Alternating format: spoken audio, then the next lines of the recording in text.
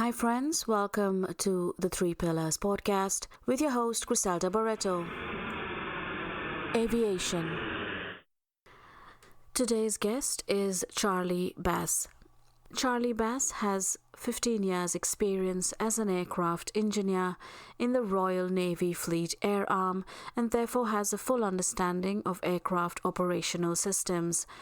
Charlie is trained in nuclear biological and chemical defense, so he understands nerve agents and their effects on the human body.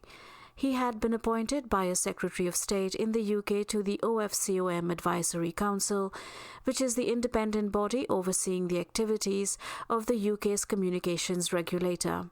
This has given him experience of watching how an industry regulator, the industry it regulates, and government operate and collude for mutual benefit. This reflects exactly what is happening today within the aviation sector and the CAA, the EASA governments and airlines. Following the death of his son, British Airways aircrew Matthew Bass in January 2014, Charlie has been actively campaigning on the toxic cabin air front, spending 4 years in a legal process with Matt's coroner's hearing, which acted as the catalyst for Unite the Union, based in the UK, which Matt was a member of, to take up Matt's case and 120 other cases by those affected by contaminated cabin air. Taking the airlines and CAA to court was reflected last week in many news sources and is currently in progress. This episode is dedicated to Matthew Bass. Hi Charlie, welcome to the Three Pillars. I'm so glad to have you on the show today. How are you doing? I'm fine. As fine as can be expected, but still battling away on this issue that we're going to talk about today. Yeah, I understand. Before we begin, can I ask you to give a little introduction as to who you are? Yeah, I'm the father of Matt Bass, who was cabin crew for 15 years, died at the age of 34. When we had specialist post-mortems carried out, we found out what was the cause of his death. That's when I became aware of the issue, which is, termed aerotoxic syndrome. I've spoken to dozens, if not over 100 people with similar stories over the last 4.5 to 5 years. And that includes cabin crew, pilots, some of which are recovered, others or recover to a certain extent, others who never recover, some who are under the care of the Brain Damage Trust because the neurological damage has been so great, and actually have carers because of that. So in that respect, for me, is something I hear on a regular basis. So I'm, extremely familiar with what the issue is, why it occurs, and how long it's been around, and more, and equally, well, not equally, but sadly, what's not being done about it. So, I told you my background, which is I spent 15 years in the Fleet Air Arm as an aircraft engineer, so I know aircraft systems inside out. I spent time, as everybody in the military does, understanding the effects of nuclear and biological and chemical weapons and defence and what you have to do to defend yourself against it. And also I spent time sitting on a regulatory body, or the watchdog of a regulatory body, appointed by a Secretary of State to watch what a regulator is doing with its industry. So I've sat on what you would term as the watchdog of the watchdog. So I've seen how industry, government, and regulators collude together for the best interest, primarily of the industry as opposed to the consumers, and that's pretty clear. And since my son died in January 2014, and we understood why, we went through a long 4.5-year process of coroners' hearings to prove his death. But unfortunately, because he was right at the beginning of the science as it was then, and because evidence that was given, well, even though it came from two highly respected sources separately, confirming his state of health when he died, the establishment here managed to sort of push that to one side. But we got some results from it. Following the death of my son and starting to step back and looking at what was happening, I began actively campaigning on the toxic air front. I've spent the last 4.5 to 5 years doing that. It took 4.5 years for my son's legal process to go through with the coroner, but that was the catalyst for Unite the UK Union, my son was a member of United Union, and I pushed with them to take a look at this issue much more seriously, which they did, and recognise what was happening to their members. So they took up Matt's case, and subsequently about 120 others. And recently, about 2 weeks ago, they put into court 51 cases, taking the airlines and the CAA to court with 51 of those cases. So we've now finally got a legal position in the UK happening, which has not happened before. So that's my sort of background now. I became involved in this. It's amazing, the story, but the fact that you guys have gone so far ahead is amazing. I hope we can do that in Europe as well, and follow suit. But it's going to be a big struggle for us. But you guys are leading the way, and I think all eyes are on this case and how it has been taken to court and things like that. And we just have to wait and see how things go from here. Well, I think you've got the 51 cases in the UK, but you've also got Eric Bailey, who's in France, who's a grounded EasyJet captain, who I flew over to see 2.5-3 years ago because he's suffering from the same thing. And actually, Matthew flew with him out of Nice, so they knew each other. And he's actually driving cases ahead pretty hard in France, and so they are fairly well advanced in France as well. But because the legal systems are different, in France, if you claim that you've been injured by this, it's the airlines that have to prove that they haven't injured you. Whereas in the UK, if you claim you've been injured, you have to prove it yourself against the airline. So France is pretty well ahead as well. And so that, there is more and more pressure building. Yeah, that's great. So before we go ahead, let's start at the beginning. Could you tell us a bit about Matt, before he got sick and things? I mean, he was flying for EasyJet, and then he joined BA short haul, and he joined BA Worldwide and flew for Worldwide. He was with BA for 9 years, and he was with EasyJet for 6. He was fluent in French, German, English, Arabic as well. And so EasyJet used him at all the bases that they were opening up in their early years. So he lived in Paris, Berlin, Geneva, Nice, opening bases up there as because of his bilingual and fluent capability in different languages. And he was quite happy flying, kept himself very fit. He was in the gym at least 4 or 5 days a week. And if he was on a long trip, he'd be in the gym or out running. So he always kept himself fit. But in the last year to 9 months of his life, his health started to deteriorate. And all of the symptoms that you would be familiar with and others that have suffered from fume events started to materialise. But of course, without knowing about the effect that fume events have, we couldn't recognise that, nor could he, and nor could the doctors that he was seeing. So all of the elements that you associate with organophosphate poisoning, you started to understand after his death what was happening to him. And his health declined quite rapidly over a 9-month period, where he lost weight. The doctors thought he had Crohn's disease. He'd had MRI scans. They couldn't really pin down what was causing his health. And he came back from a long trip to Accra one morning, went for an MRI scan in the hospital to check out again, try and figure out what was happening to him. Came back, stayed with some friends, had a couple of glasses of wine, some pizzas, went to sleep and never woke up.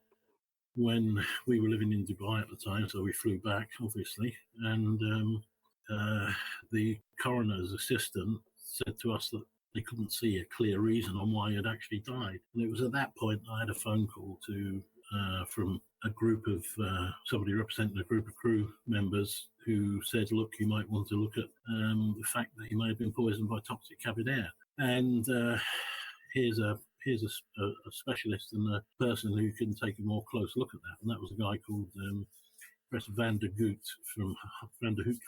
Yeah, so Van der Hout did a specialist post-mortem, and the result of that showed that Matthew's nervous system was, had been poisoned by organophosphates. Now, I knew that just having one person saying that when you're going up against an establishment to prove something would not be enough. So we had all his tissue samples and a whole range of samples taken during his post-mortem was sent across to the US to Professor Abadonia, who's one of the leading experts in the effects of organophosphates and poisoning and neurological effects. And he carried out his own independent assessment and came to the same conclusion that, Matthew had died because of that. And that's where we started the battle. And that's when I went to Unite and said, look, this is what we have.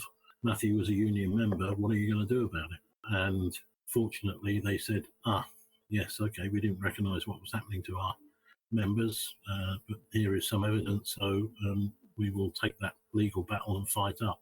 And that's what happened over the next 4.5 years.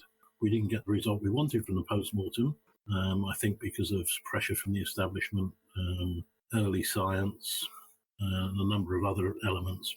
So what we did get was a letter that the coroner wrote, the chief coroner, to say that any crew, flight or cabin crew, who die unexpectedly or of a young age should have additional further tests done during their post-mortem to look for the effects of organophosphate and toxic cabin air poisoning within their nervous system. So we had a major result with that because that's the first time that anything like that has ever happened in a court of law.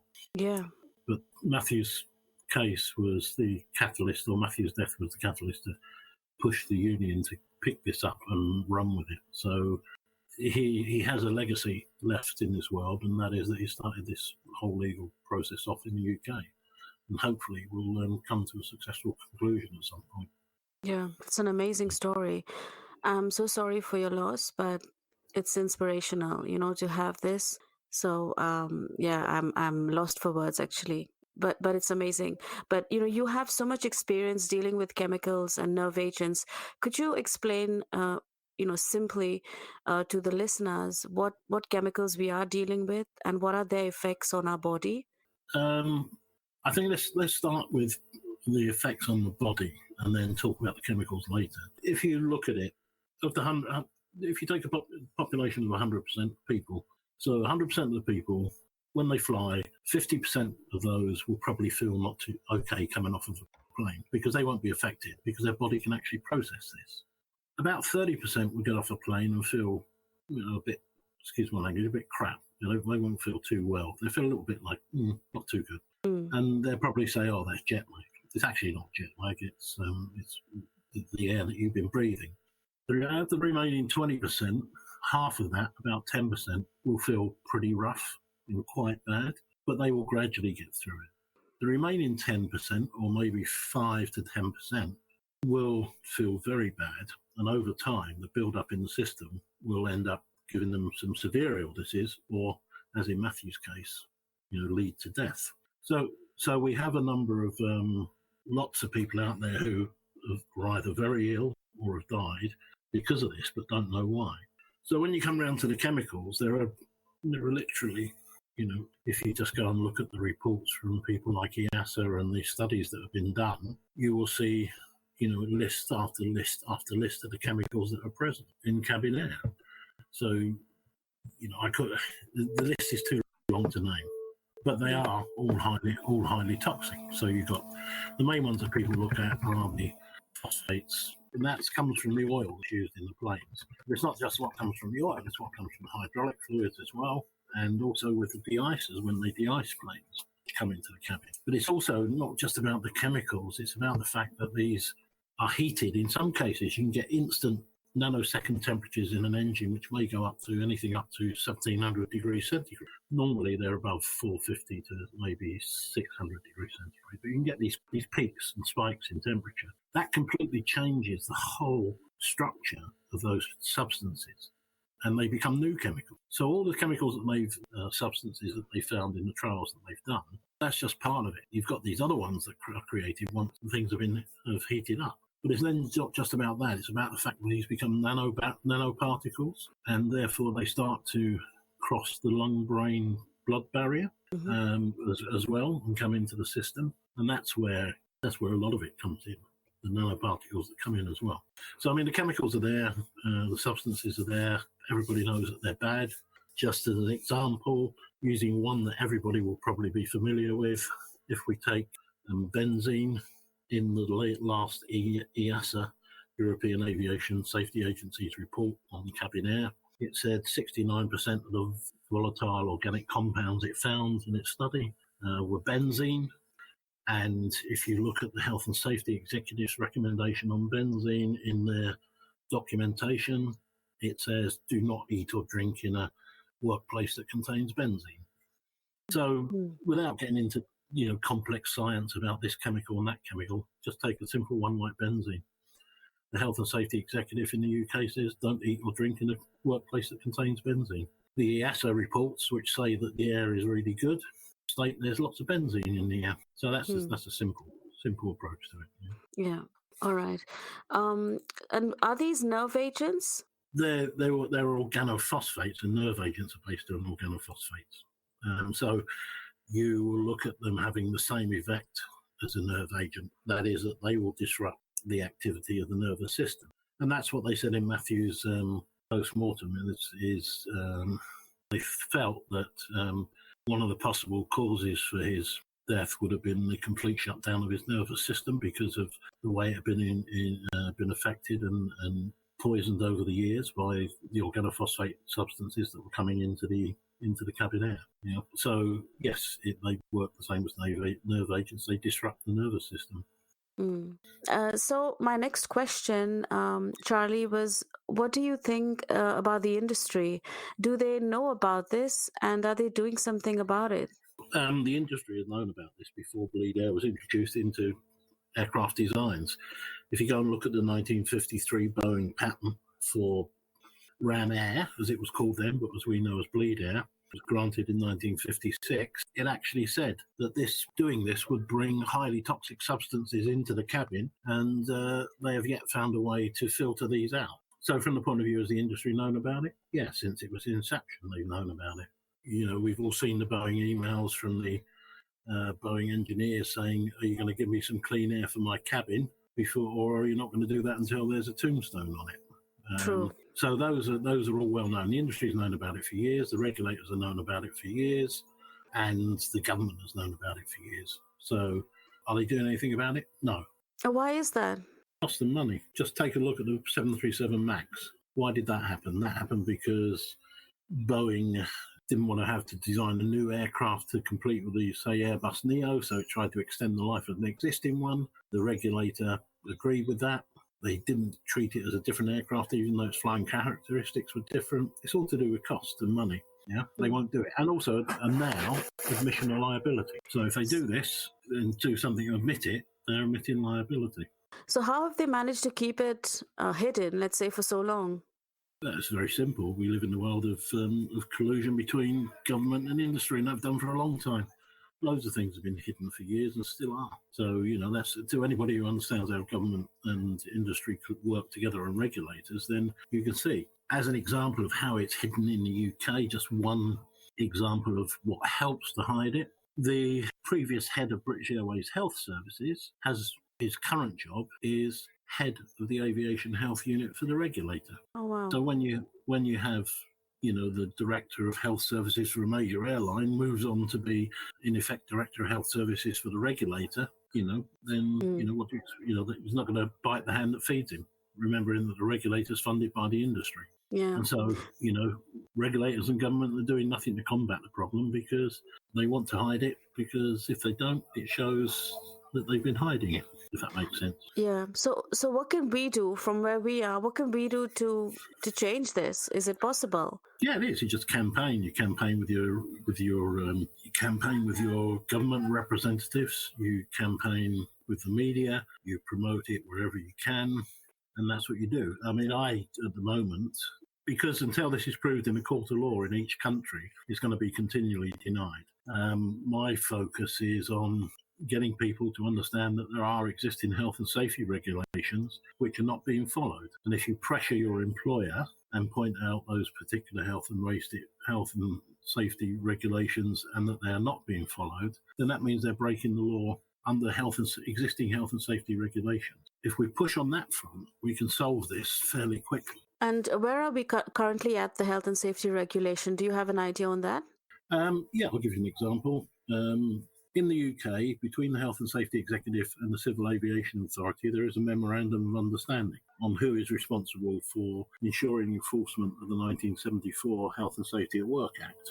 Under the Freedom of Information request that I've asked both the Health and Safety Executive and the CAA, the Health and Safety Executives say that responsibility is the CAA's. the CAA say that responsibility is the health and safety executive. So, in other words, nobody is taking responsibility for it. Yeah. And I've just got 2 more freedom of information requests to come back, and then I can take that to the Secretary of State of each of those bodies who is CAA is responsible for Department of Transport, HSE is responsible for the Department of Working Pensions, and say to their Secretary of States, you're failing to enforce. Yeah, they're failing to observe existing law. And one of the things that we is talking about here is something called the precautionary principle. Yeah.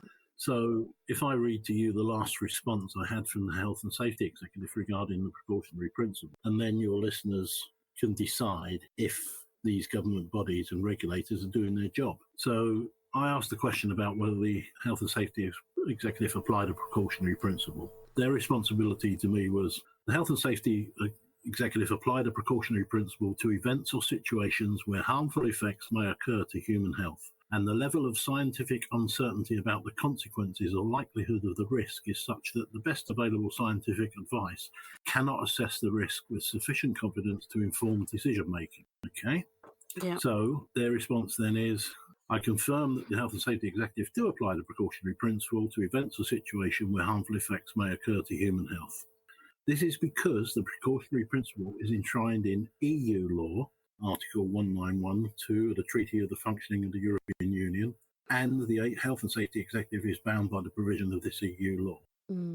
If you listen, what I've just said there is they should be applying the precautionary principle and to events or situations where harmful effects may occur to human health. We already have evidence of harmful effects occurring to human health in some of the crew reports that I have, some of the official reports of people being ill from fume events. So therefore you can show that the Health and Safety Executive is not applying the precautionary principle, which is against European law. So there are plenty of areas that people can attack on this, on existing law. But we have an issue with most campaigners, and I respect every campaigner as an individual. But going off, shouting and trying to talk about the science and everything else, until that is proved in a court of law between scientific experts and one side wins or the other, that you can shout all you like about that.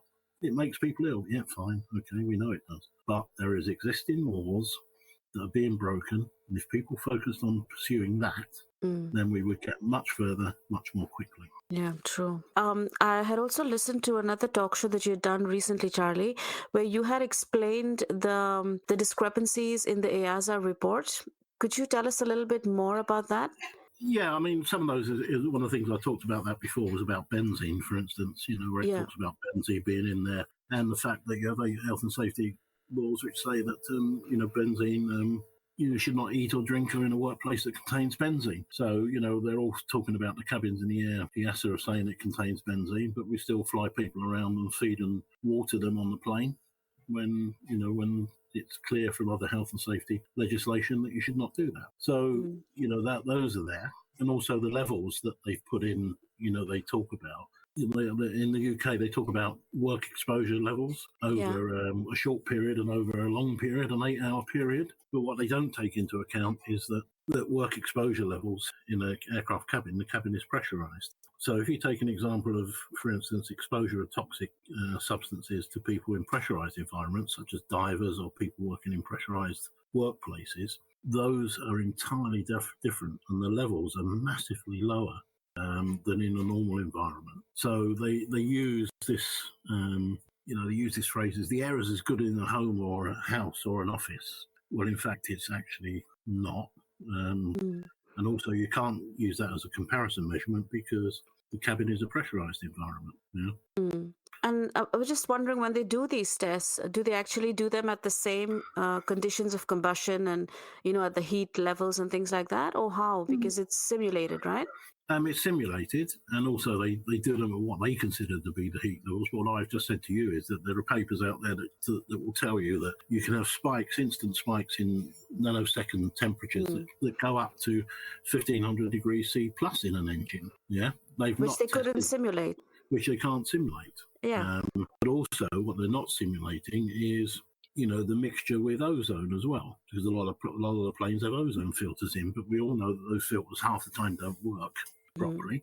And so therefore you should be mixing. I think it's flawed. It's flawed. Certainly the evidence from 2 independent professors in the UK of the Cranfield studies, which are continually referred to, clearly said that they were using equipment which was not appropriate for the tests, and that a lot of the results that came from that were flawed because of the use of inappropriate equipment. The real problem is the regulator and the government doing nothing about it. And can I just read you something from 2006 from the Chief Psychological Advisor to the Civil Aviation.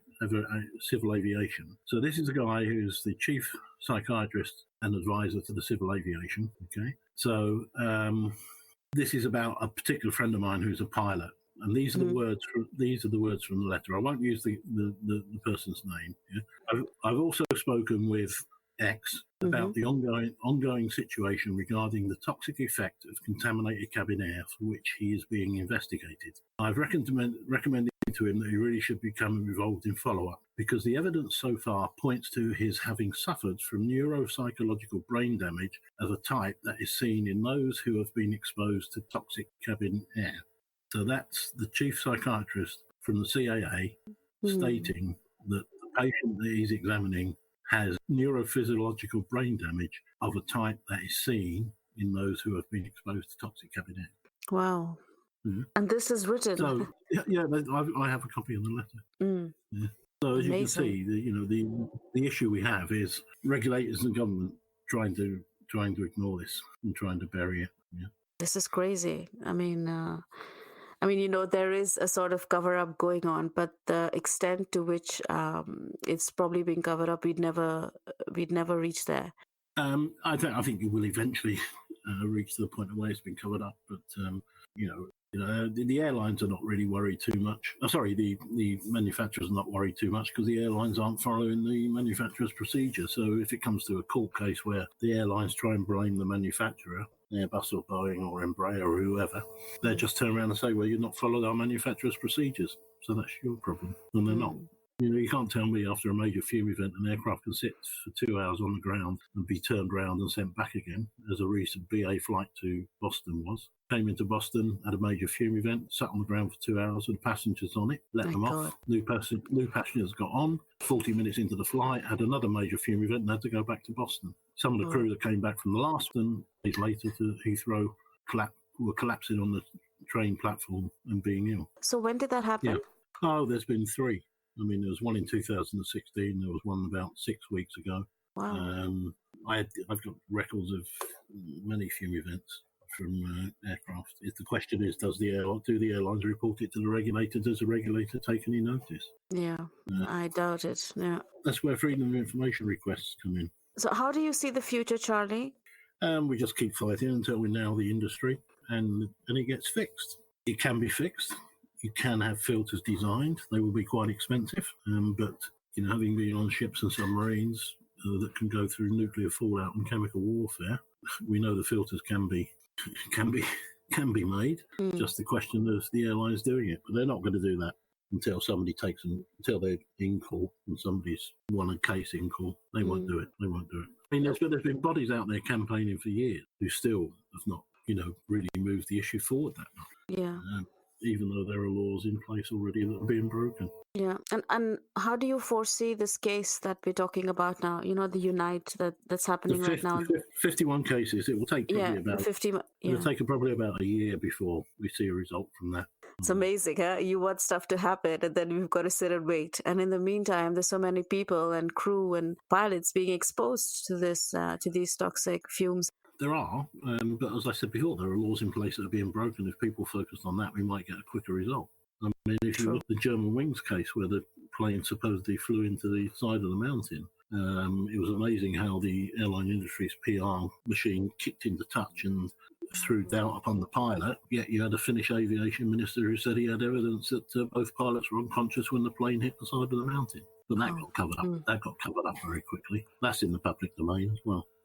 What would your advice be then to crew, passengers, to people in general?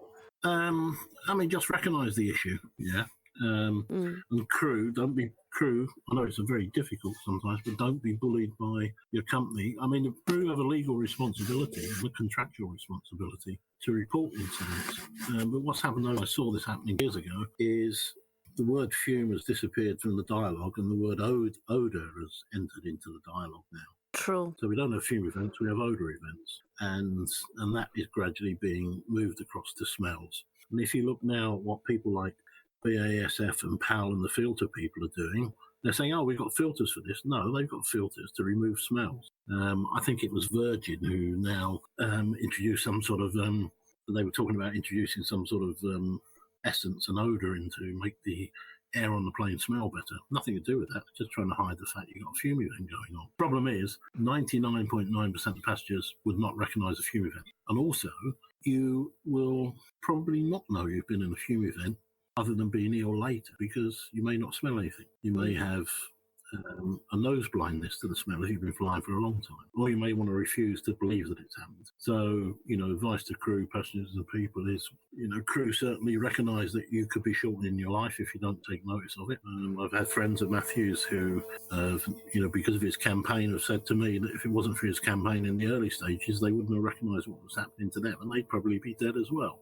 They've changed the way they fly. They've either gone part-time, or they take longer time off in between, or they do a lot more detoxing. And I think that's where maybe if you want to talk to somebody, talking to Angel, she would be very good at giving you a program on the ways of healing or alternatives to detox. Yeah, actually, I have. Angel's going to come on my shows very soon as well, and I'm going to talk in detail about all these ways of healing and alternatives, because I know that she has a lot of information, and she's amazing. So she'll be on as well. Absolutely. So for the listeners, that'll be another good show to inform themselves on how to detox and ways of healing and things. So that's great. Yeah. Is there any more important information that you'd like to share with our listeners, Charlie? I think if you, to report fume events, there's a fume event reporting app, or if you go on and follow on Facebook Messenger Aerobot, get a lot of information from that. That's something that somebody who worked closely with Dallas McIntosh. And so if you go on to Facebook and look for Aerobot and sign up to Aerobot, AEROBOT, then you can ask it questions and it will feed you information on fume events. I'll try to put it into the description of this episode, so it's easier probably for them to click on the link and get to it. Yeah, for instance, if you type into it, like I've just typed in fume events, it says here is the information requested on after a fume event. So you get a PDF sent to you on after a fume event. Yeah. Okay. Cool. All right. Very simple. It's Aerobot. So if you just go to follow Aerobot on Facebook. On Facebook. Okay, great. And another question is, how can the listener contact you if they want information? Well, they can drop me an email, which is and I'll send you my email address. Yeah, it's really easy. It's ch@rlie.net. So we can put that in there as well. Yeah. All right. Okay. All right. So, Charlie, it was really nice having you on the show. Very informative. I would like to have you on again at a later date to just have an update on what's happening with the case, and if you have more information, because you have amazing information, especially on the technical side, something that we lack, and the rules and regulations. You're following them quite, in to the T. So I'm going to come back to you. Okay. Maybe if you have time later on, we could have another show together. Okay. Yeah, happy with that as well. Thanks. Great. For inviting me on. Cheers. Great. Thanks, Charlie. Okay. Have a lovely evening then. Thank you. See you soon. Bye-bye. Thank you for joining the 3 Pillars. See you next week.